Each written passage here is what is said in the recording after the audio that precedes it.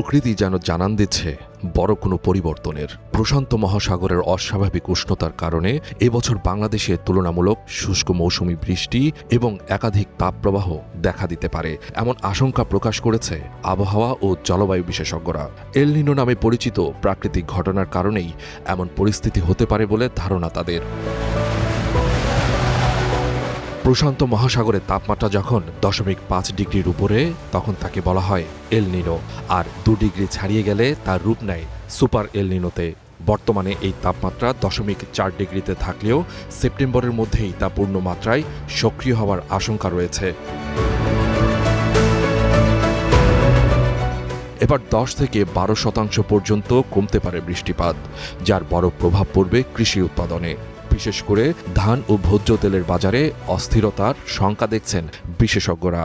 এল নিনো এমন একটা ইভেন্ট, অর্থাৎ এটার পুরো বিশ্বের এটির যে আমাদের এই বৃষ্টিপাতের যে তারতম্যের কারণে পুরো বিশ্বের আমাদের কৃষি উৎপাদন ব্যবস্থার প্রচন্ড রকমের ঝুঁকি সৃষ্টি করবে এবং উৎপাদন কমে যাবে। এই বিশেষজ্ঞের মতে পরিস্থিতি জটিল হওয়ার আগেই গম ও পাম অয়েলের মতো আমদানি নির্ভর পণ্য এলসি খুলে মজুত বাড়ানো উচিত, অন্যথায় বৈশ্বিক খাদ্য সংকটের ধাক্কা সামলানো কঠিন হবে।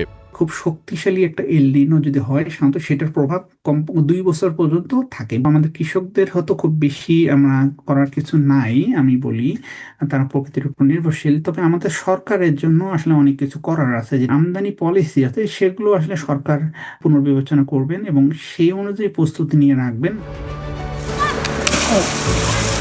তবে বিশ্বজুড়ে আশঙ্কার মেঘ জমলেও ভিন্ন সুর বাংলাদেশের আবহাওয়াবিদদের কণ্ঠে। তারা মনে করছেন ভৌগোলিক অবস্থানের কারণে এল নিনো বাংলাদেশের খুব একটা ক্ষতি করতে পারবে না। এল নিনো এখনো সক্রিয়, কিন্তু এই মুহূর্তে ততটা নয়। আর এটা যদি সক্রিয় হয়ও তাহলেও বাংলাদেশে খুব বেশি যে অতীতের অনেক ইতিহাস রেকর্ড ভঙ্গ করবে এরকম কোনো সম্ভাবনা আমরা আপাতত দেখছি না। প্রকৃতির এই বৈরী আচরণ কেবল আবহাওয়া নয়, আঘাত হানতে পারে দেশের সামষ্টিক অর্থনীতিকে। বিশেষজ্ঞরা বলছেন সতর্কতা আর সঠিক পরিকল্পনা থাকলে সম্ভাব্য যে কোনো প্রাকৃতিক ঝুঁকি মোকাবেলা করা সম্ভব।